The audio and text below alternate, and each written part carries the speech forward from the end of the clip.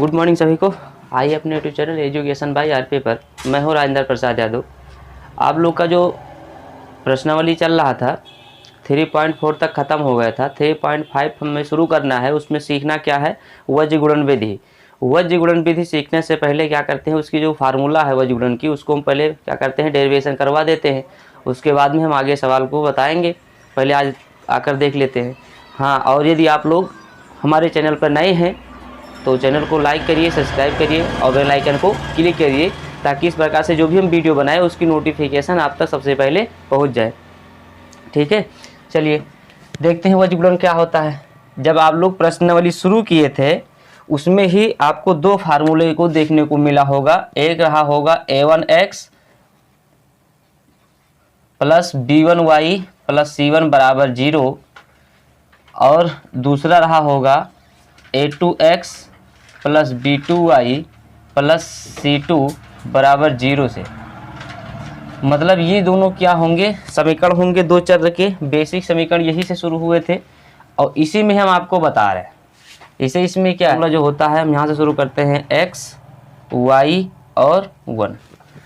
अब यहाँ पर देखिए आपको शुरू कैसे करना है। सबसे पहले लिखना है b1 b2 c1 c2 a1 a2 b1 b2।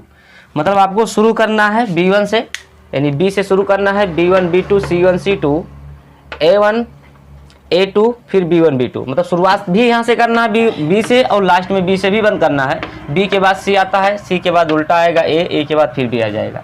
अब इसका मल्टीप्लाई करना है। चलिए फिर आगे क्या करना है। सबसे पहले लिखेंगे क्या, x लिखेंगे और बटे में यानी अपान में पहले इसकी गुणा यानी ऊपर से नीचे करना है। तो जैसे गुणा करते हैं वैसे गुणा नॉर्मली कर देते हैं। होगा क्या, b1 इंटू c2। अब जब नीचे से ऊपर जाएंगे, नीचे से ऊपर जब गुणा करेंगे तो निशान लगाएंगे माइनस का, तो हो जाएगा माइनस b2 और इंटू c1। फिर आगे बराबर लगाना है, फिर लिखना है y के बटे में क्या आएगा, इसका गुणा सीधे वैसे कर देना है जैसे है जूनियर पोजीशन में। क्या है, c1 गुणे a2। फिर नीचे से जब ऊपर हम गुणा करेंगे तो निशान लगाएंगे माइनस का, तो हो क्या जाएगा माइनस c2 a1। फिर बराबर का निशान लगाएंगे, होगा का 1 बटे, फिर ऊपर से नीचे आएंगे सीधा वैसे गुणा कर देंगे जैसे है a1 गुणे b2। फिर नीचे से ऊपर जब जाएंगे तो लगेगा क्या, माइनस होगा क्या a2 इंटू b1। यहाँ तक आपको समझ में आ ही गया होगा। अब आगे क्या करना है, इसका तुलना भी इसके साथ कराना है और इसका तुलना भी इसी के साथ कराना है। तो इसका कराएंगे तो क्या हो जाएगा, x बटे में b1 गुणे c2 माइनस b2 गुणे c1 बराबर, इससे तुलना करना है 1 बटे क्या होगा a1 गुणे b2 माइनस a2 गुणे b1।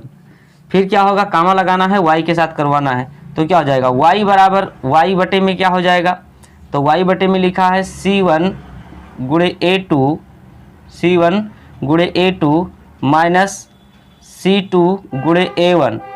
फिर बराबर का निशान इसके साथ इसको भी कराना है। क्या है, b1 गुणे b2 माइनस a2 गुणे b1। अब कुछ नहीं करना है, बस केवल क्रॉस मल्टीप्लाई कराना है। नहीं कई चीज गुणा, इसका गुणा इससे और इसका गुणा इससे।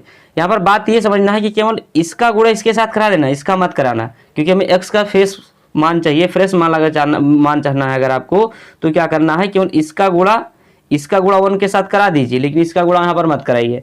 कराएंगे तो बनेगा क्या एक्चुअली में, तो बनेगा x बराबर, ये टोटल होकर इसके ऊपर आ जाएगा, क्या हो जाएगा b1 इंटू c2 माइनस ये क्या बनेगा b2 इंटू c1। अपान में क्या होगा, अपान में यही होगा जो लिखा है 1 के बटे में a1 into a2 minus a1 into b2 और क्या होगा a2 इंटू b1 कामा y का मान निकाल लीजिए। तो इसका भी गुणा इसके साथ करा दीजिए सीधा, इसका गुणा मत कराइए। तो ये क्या बनेगा c1 into a2 minus c2 into a1 और बटे में क्या होगा a1 into b2 minus a2 into b1। अब देखिए ये सवाल है, ये हमारा सवाल है। अगर एग्जाम्पल के लिए आपको बताएं, हम कोई भी सवाल ले लेते हैं। इसे भी आपकी अगर बुक की लेंगे तो उसमें थोड़ा समझाना है, लेकिन आपको अगर वैसे समझाना हो तो ठीक है, हम पहला सवाल ले लेते हैं। लेकिन इससे पहले आप इतना समझ ही गए होंगे क्या करना है, इसी समीकरण से हमें सवाल बनाना है। अब हमें वज्र गुणनखंड में अगर आपको डायरेक्ट फार्मूला लगाना है, अगर ये फार्मूला आपको याद है एक्स वाई के, अगर ये दोनों फार्मूला याद हैं तो आपको ये करने की ज़रूरत नहीं है, कोई नहीं कहता ये करो। लेकिन हाँ भैया, इसमें गलती नहीं होनी चाहिए। ये जो फार्मूला लिखा हुआ है b1 into C2 minus a2 into b2 into C1, फिर नीचे क्या है अपान में a1 into b2 minus a2 into b1, ऐसे इसका भी है। अगर आपको इतना करने की जरूरत नहीं, अगर आप डायरेक्ट इस फार्मूला को याद कर रखे हैं और अगर इसमें भूल जा रहे हैं तो इसमें कौन बहुत बड़ी सी बात है। बस क्या करना है, ऊपर से नीचे b1 b2 से शुरू करना है और b1 b2 से बंद करना है। पहले b1 b2 होगा, फिर c1 c2 होगा, फिर a1 a2 होगा, फिर b1 b2, पहले x y 1, फिर क्या कराना है सबके बटे में लगा करके तुलना करा देनी है। बहुत सिंपल है, ज़्यादा कठिन नहीं है और बहुत इंपॉर्टेंट है फार्मूला, ये आपको बहुत आगे तक काम करेगा। तो ये हमारा था क्या, वज्र गुणन का हम फार्मूला बताया। अब आगे हम आपका एक्सरसाइज शुरू करेंगे, उससे पहले एक दो जो फार्मूला है उसको सिखाते हैं। ठीक है, देखिए यहाँ तक देखिए आप लोग, जो प्रश्नावली 3.5 का पहला नंबर सवाल है उसमें कह क्या रहा है, उसमें कह रहा है ये कि निम्न रैखिक समीकरणों के युग्म में से किसका अद्वितीय हल है, किसका कोई हल नहीं है, या किसके अपरिमित रूप से अनेक हल हैं, या अद्वितीय हल की स्थिति में हमें उसे वज्र गुणन विधि से हल करना है। देखो भैया, जब हमारा अद्वितीय हल होगा उसी सवाल में हमें क्या करना है, वज्र गुणन विधि लगाना है। अगर अपरिमित रूप से अनेक हल है तो नहीं लगाना है, या फिर इस समीकरण युग्म का कोई हल नहीं है तो वहां पर हमें कुछ नहीं लगाना है। तो देखिए, आपको वहां पर वज्र गुणनखंड नहीं लगाना, वहीं पर सवाल हल करके मतलब छोड़ देना है।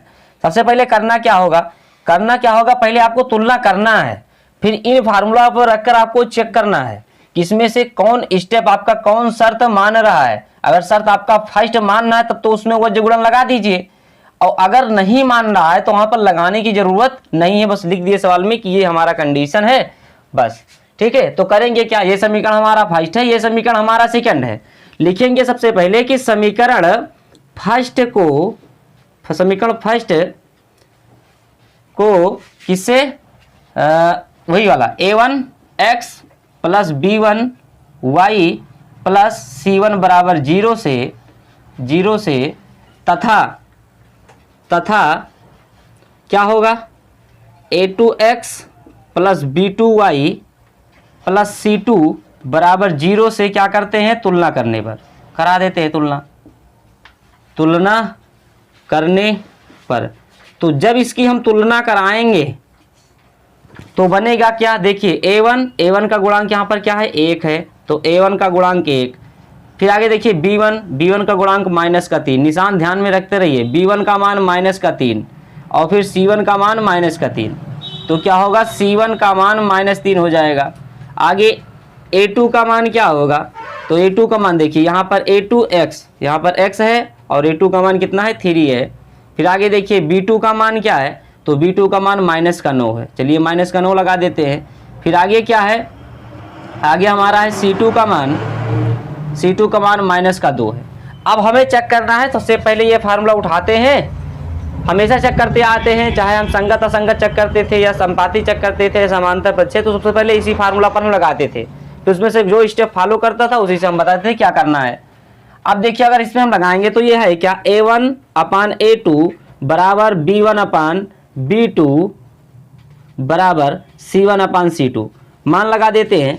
तो जब मान लगाएंगे तो a1 का मान 1 है, यहाँ पर a2 का मान कितना है, 3 है, बराबर b1 का मान -3 है और b2 का मान क्या है, -9 है, फिर बराबर c1 का मान कितना है, -3 है और c2 का मान क्या है, -2 है। अब इसको काटते हैं तो माइनस से -3 एक अन्नम 3 और 3 तिरिक का 9, माइनस से माइनस कटा, माइनस से माइनस कटा, बचा क्या, तो जो बचा है वो क्या बचा, 1/3 बराबर, यो भी क्या बचा, 1/3 बराबर 3/2। अब देखिए, ये तो इसके बराबर है, ये भी इसके बराबर है, लेकिन ये इसके बराबर नहीं है, तो यहाँ पर क्या लगाएंगे, नॉट इक्वल टू लगाएंगे। अब यहाँ पर जब हम चेक करेंगे कि किस फार्मूला से ये क्या बना रहा है, तो देखिए यहाँ पर फार्मूला नंबर आपका लगेगा तीसरा नंबर। जब हमारा a1 अपान a2 बराबर b1 upon b2 not equal to यानी बराबर नहीं है c1 अपान c2 है, तो हमारा युग्म का कोई हल नहीं है। तो यहाँ पर हम लिखेंगे पहले एक बार सवाल को, क्या लिखेंगे कि 1/3 बराबर 1/3 बराबर नहीं है 3/2 के। तो यहाँ पर फार्मूला लिखेंगे क्या, ये a1 अपान a2 बराबर b1 अपान b2 और not equal to c1 upon c2, और फिर लिखना है कि ये समीकरण युग्म का कोई हल नहीं है।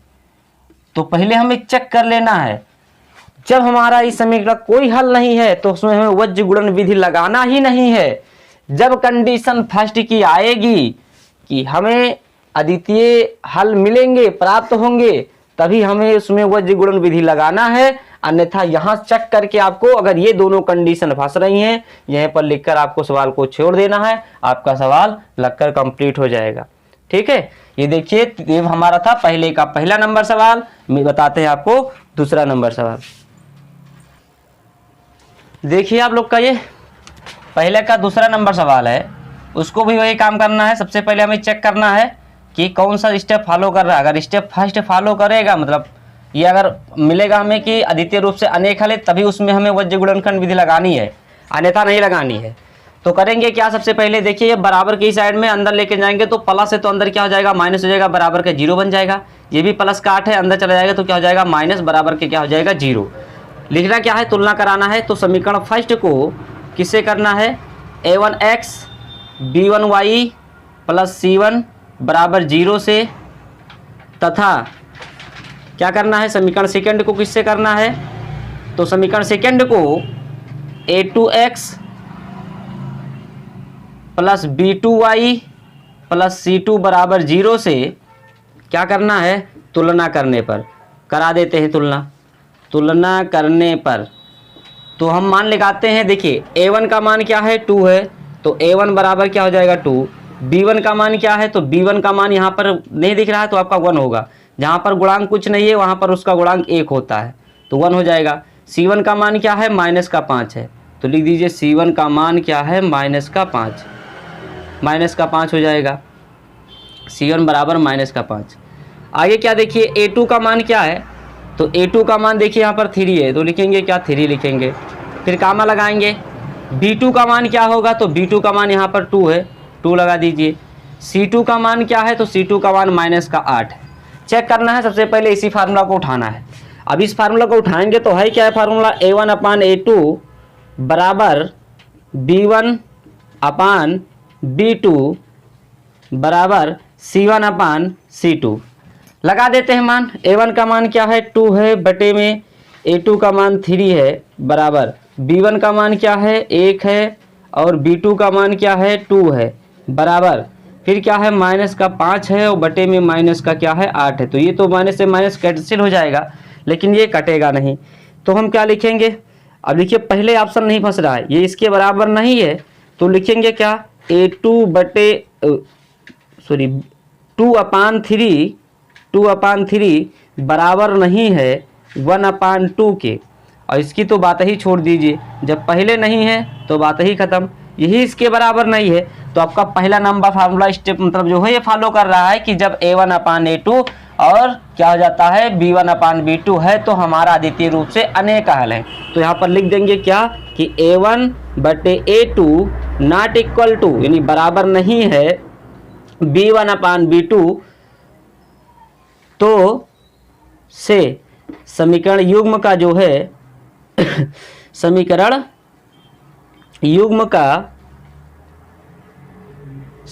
युग्म का अद्वितीय हल है, अद्वितीय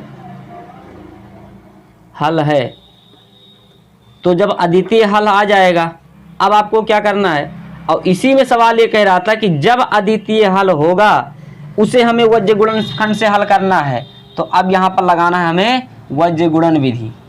वज्र गुणन विधि लगाएंगे अब, तो वज्र गुणन विधि लिखा है, लगाने की जरूरत है नहीं। वज्र गुणन में करना था तो उसमें भी हमें क्या करना था, तुलना करना पड़ता था। तो तुलना करने की तो यहाँ पर जरूरत है ही नहीं, क्योंकि हम यहाँ पर तुलना ऑलरेडी पहले से कर चुके हैं। तो लिखना है केवल क्या, x y 1।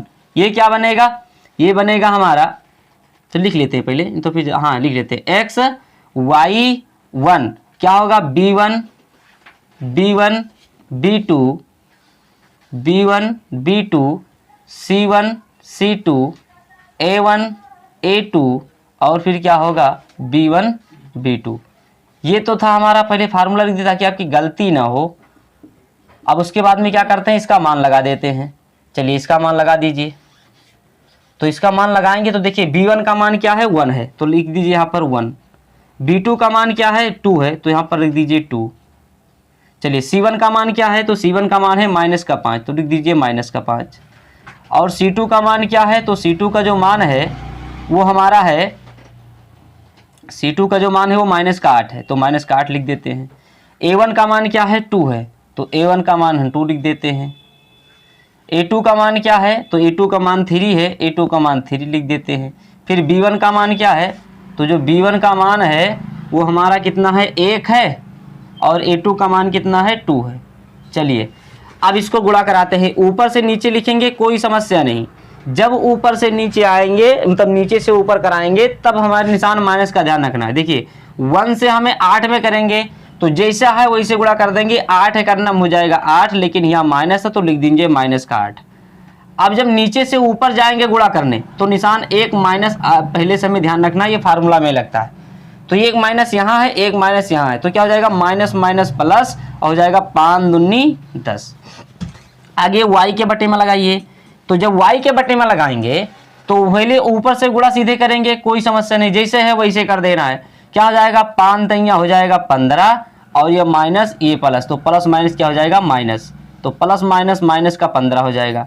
नीचे से ऊपर जाएंगे तो एक तो इसमें मान लगा, एक फार्मूला में लगाना है, तो क्या बन जाएगा माइनस माइनस प्लस और हो जाएगा 8 दूनी 16, ये बन जाएगा 8 दूनी 16। फिर लगाएंगे बराबर, लिखेंगे क्या, फिर लिखेंगे 1 और बटे में, ऊपर से नीचे गुणा करेंगे जैसे है उसी पोजीशन में करा देना है। तो 2 दूनी कितना हो जाएगा 4 हो जाएगा।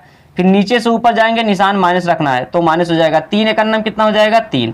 अब इसको हल करके फिर तुलना तब गुणा करा देते हैं 1 के साथ तुलना करके। x बटे में माइनस का 8 प्लस का 10, 10 में से 8 घटाओ कितना बचा 2, बराबर क्या हो जाएगा y बटे में 15 में से 16 घटाना है तो 16 में से 15 घटाओ बचा कितना 1, बराबर यहाँ क्या होगा 1 बटे में क्या होगा 4 में से 3 घटाए 1 बचा। अब इसका तुलना इसके साथ और इसका तुलना इसके साथ, तो क्या हो जाएगा x बटे 2 बराबर 1 बटा 1, ये कराना है। फिर y की क्या है y बटे 1 बराबर 1 बटा 1 करा दीजिए, इसका गुणा इसके साथ केवल और इसका गुणा इसके साथ करा दीजिए। तो क्या बन जाएगा ये x बराबर हो जाएगा 2 एक अन्नम 2 और ये भी क्या बन जाएगा y एक अन्नम मतलब y एक अन्नम y हो जाएगा और 1 एक अन्नम कितना हो जाएगा 1।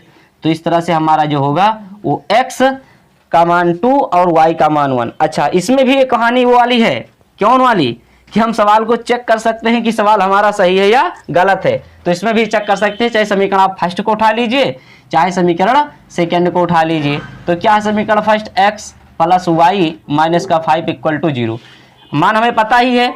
तो क्या हो जाएगा 2 गुणे x का मान क्या है 2 है, प्लस का y का मान क्या है 1 है और माइनस का 5 बराबर कितना आना चाहिए 0। तो 2 दूनी कितना हो जाएगा 4 हो जाएगा, प्लस का 1 माइनस का 5 बराबर 0 आना चाहिए। तो 4 कितना हो गया 5 माइनस का 5 और बराबर कितना 0, घटा दीजिए तो 5 से 5 घटा बराबर 0।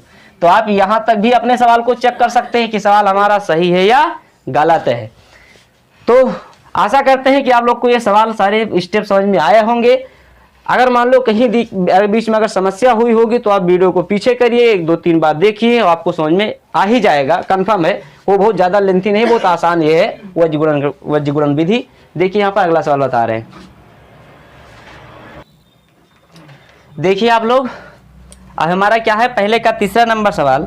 देखिए इसमें करना क्या है कि ये बराबर के 20 है, प्लस का इधर जाएगा तो माइनस का 20 हो जाएगा तो बनेगा क्या बराबर का 0। ये प्लस का 40 है और ये इधर जाएगा तो क्या हो जाएगा माइनस का 40 बराबर हो जाएगा 0। यहाँ तक तो आप लोग को समझ में आ ही गया होगा, बस पक्षांतर कर दिए हैं वहीं पर। अब नीचे लिखते तो स्टेप बढ़ जाता। सबसे पहले करना क्या है, लिखना है समीकरण फर्स्ट को।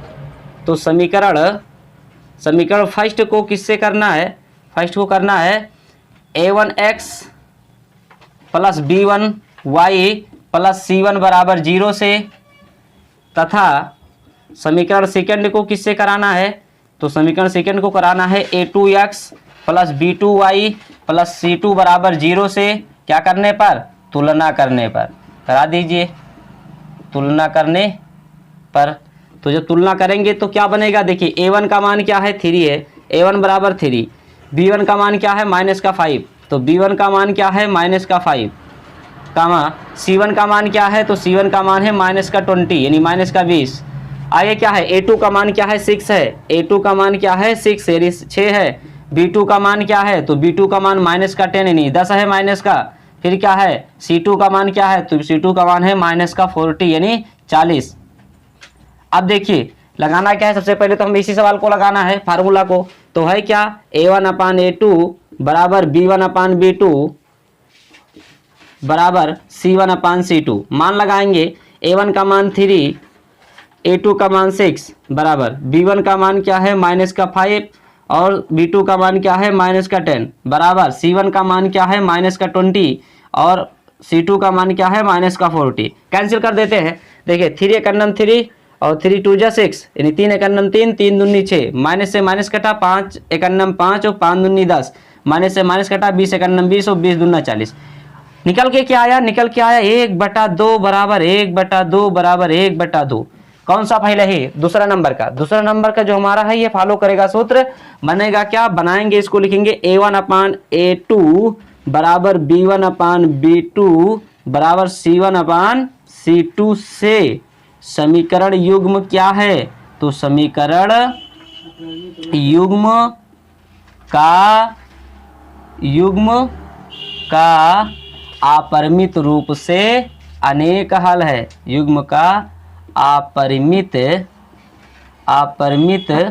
रूप से अनेक हल है।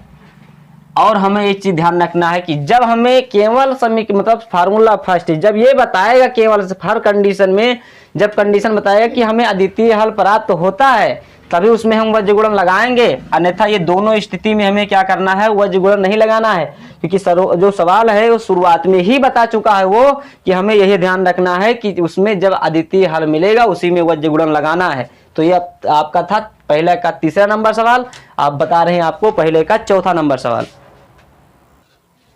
देखिए ये आपका पहले का चौथा नंबर सवाल है, काम वही करना है। लिखना क्या है कि समीकरण फर्स्ट को किससे तुलना करना है, a1x b1y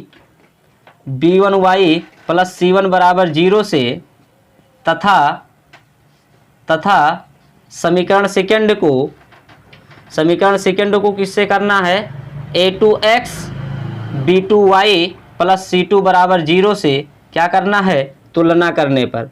चलो करा देते हैं तुलना करने पर। तो जब तुलना कराएंगे तो सवाल बनेगा क्या, a1 का मान क्या है, यहाँ पर कुछ नहीं दिख रहा है तो 1 होता है। आपको बार बार बता दे रहे हैं, अगर आप लोग इससे पहले की वीडियो नहीं है तो वहाँ पर डिस्क्रिप्शन में लिंक पड़ा हुआ है, वहाँ जाकर पहले फर्स्ट वीडियो को देखिए तभी समझ में आएगा। यहाँ पर क्या होता है, 1 होता है। तो a1 का मान क्या है, 1 है। b1 का मान क्या है, तो b1 का मान माइनस का 3 है। c1 का मान क्या है, तो c1 का मान माइनस का 7 है। चलिए माइनस का 7 लगा देते हैं। फिर क्या करते हैं, a2 का मान कितना है, a2 का मान 3 है। b2 का मान क्या है, माइनस का 3 है। चलिए c2 का मान क्या है, तो c2 का मान हमारा क्या है, माइनस का 15 यानी माइनस का 15। चेक करना है सबसे पहले दूसरा नंबर फार्मूला लगा के क्या है, a1 अपान a2 बराबर b1 अपान b2 बराबर c1 अपान c2 लगा देते हैं मान इसका। a1 का मान क्या है, a1 का मान 1 है। a2 का मान क्या है, 3 है। बराबर हमें लगाना है, इसका मान क्या है, माइनस का 3 है। b1 का मान, b2 का मान क्या है, माइनस का 3 है। बराबर इसका मान क्या है, माइनस का 7 है, माइनस का 15 है। चलिए कैंसिल करते हैं, तो माइनस से माइनस 3 एक अन्नम 3, 3 एक अन्नम 3, माइनस से माइनस कटा, बना क्या, 1/3 बराबर 1/1 बराबर 7/5। देखिए बराबर है कि नहीं है, 15, 7/15। ये देखिए क्या है, पहले ही ऑप्शन नहीं फंस रहा है, यानी 1 तो 1 के बराबर, लेकिन 3 1 के बराबर नीचे वाला जो हर है ये नहीं बराबर हो रहा है, तो ये बराबर नहीं है, तो पहले ही लगाना है कि फार्मूला नंबर कौन, A1/A2 नॉट इक्वल टू, यानी बराबर नहीं है B1/B2 से समीकरण युग्म का क्या बनेगा, समीकरण युग्म का अद्वितीय हल है। तो जब अद्वितीय हल होगा, हल है, अब इसी में हमें क्या करना है, वज्र गुणन विधि लगाना है। तो बहुत आसान है, लिखना क्या है, बहुत ही आसान है, ज़्यादा कठिन नहीं है, बस आप लोग केवल एक बार समझने की कोशिश करिए, समझने पर सारी चीज़ें संभव हैं। लिखना क्या है, x y1 बनेगा क्या, b1 b2 c1 c2 a1 a2, फिर क्या है लास्ट में b1 b2, लगा देते हैं b1 b2। चलिए b1 का मान क्या है, b1 का मान है -3, लिख दीजिए -3, और b2 का मान भी क्या है, b2 का मान भी -3 है, ठीक। c1 का मान क्या है, c1 का मान -7 है, और c2 का मान -15 है। a1 का मान क्या है, a1 का मान है वो 1 है, और a2 का मान जो है वो क्या है, वो है 3, a2 का मान 3 है। b2 का मान क्या है, यहाँ भी माइनस का क्या है, 3 है। b1 का मान क्या है, b1 का मान रख दिए, b2 का मान, c1 का मान, c2 का मान, a1 का मान, a2 का मान, और फिर b1 का मान और b2 का मान। चलिए कराते हैं गुणा, कैसे होगा, बहुत ही आसान है, ज़्यादा बस आपको क्यों समझना है। लिखेंगे क्या, x बटे में इसका गुणा इसके साथ कराओगे तो बनेगा क्या, माइनस माइनस क्या बन जाएगा, प्लस बन गया, और बन गया 15 ते 45, तो बन जाएगा 15 ते 45, प्लस का 45 हो गया। इसका गुणा इसके साथ करा देनी है तो क्या बन जाएगा, माइनस माइनस प्लस, और एक सूत्र में है तो माइनस माइनस प्लस और प्लस माइनस माइनस का बन क्या गया, 7 त्रिक 21, फिर क्या बनेगा बराबर। यहाँ पर देखिए इसका गुणा इसके साथ कराएंगे तो बनेगा क्या, 7 त्रिक 21, यानी y बटे में माइनस का बनेगा 21, इसका गुणा इसके साथ कराना है तो एक माइनस यहाँ पर लगता है, तो बनेगा क्या, माइनस माइनस प्लस, और 15 का नम 15 बन गया। चलिए बराबर, यहाँ पर देखिए, तो यहाँ पर जब देखेंगे तो यहाँ पर क्या बनेगा, 3 एक अन्नम 3, मतलब 1 बटे में 3 एक अन्नम 3 माइनस का, और यहाँ पर माइनस, तो माइनस माइनस हो जाएगा प्लस, और 3 त्रिक का क्या हो जाएगा 9, तो बनेगा क्या, प्लस का बनेगा ये 9। चलिए घटा लेते हैं, तो बनेगा x बटे में 45 में से 21 घटाए 5 में से 1 घटाए कितना बचा, 4, और 2 में से 2 घटाए कितना बचा, 2, बराबर y बटे में क्या बचा, 21 में से 15 घटाए माइनस का 6, बराबर यहाँ पर घटा दीजिए, तो यहाँ पर घटाएंगे तो क्या हो जाएगा, 1 बटे 9 में से 3 घटाए तो बनेगा 6, करा देते हैं गुणा, तो x बटे में 24 क्या बनेगा, 1 बटे 6, और y यहाँ पर क्या बनेगा, माइनस का y बटे माइनस का 6 बराबर 1 बटे क्या बन जाएगा, 6 बन जाएगा, 1 बटे 6। चलिए करा देते हैं, इसका गुणा इसके साथ और इसका गुणा इसके साथ कराएंगे तो x बराबर बनेगा 24, और बटे में क्या बन जाएगा 6, 24 बटे में 6, और y का मान तो बनेगा क्या, माइनस का 6 और बटे में 6, 6 का नम 6, 6 चौका 24, 6 का नम 6, 6 का नम 6, माइनस का, तो बनेगा x बराबर प्लस का 4, और y बराबर जो बनेगा वो बनेगा माइनस का 1। चेक कर सकते हैं, चलिए समीकरण फर्स्ट में रख देते हैं, बनेगा क्या, समीकरण फर्स्ट है x माइनस 3y माइनस का 7 इक्वल टू 0 आना चाहिए। x का मान 4 आया, -3 गुणे y का मान माइनस का 1 है, -7 इक्वल टू 0 आना चाहिए, तो 4 माइनस माइनस प्लस हो जाएगा, 3 एक अन्नम 3 हो जाएगा, माइनस का 7 इक्वल टू 0, 4 4 होगा कि 4 3 कितना हो गया, 7, माइनस का 7 बराबर 0, 7 से 7 घट के क्या बन गया, 0 बराबर 0। तो ये आपका सवाल क्या है, इस प्रकार से आप चेक कर सकते हैं सवाल सही है या गलत है। अगर यहाँ पर आपको गलत मिलेगा अगर, तो आपको सवाल यहीं पर चेक करना है कहाँ पर हमने गलती की है, ठीक है, फिर वो सवाल आपको पकड़ में आ गया, फिर आगे आपको हल कर देना वहाँ से काट कर। चलिए ठीक है, इसके बाद हम क्या करते हैं, मिलते हैं नई वीडियो में दूसरे सवाल के साथ, जो प्रश्नावली 3 पॉइंट के सवाल नंबर 2 से। हाँ, यदि आप लोग को वीडियो पसंद आई हो तो वीडियो को लाइक करिए, सब्सक्राइब करिए, अपने दोस्तों के पास शेयर करिए, और अगर एक बार में नहीं समझ में आ रहा है तो 2-3 बार आप वीडियो को देखिए, डेफिनेटली आपको समझ में आ ही जाएगा। ठीक है, फिर मिलते हैं नई वीडियो में। जय हिंद, जय भारत।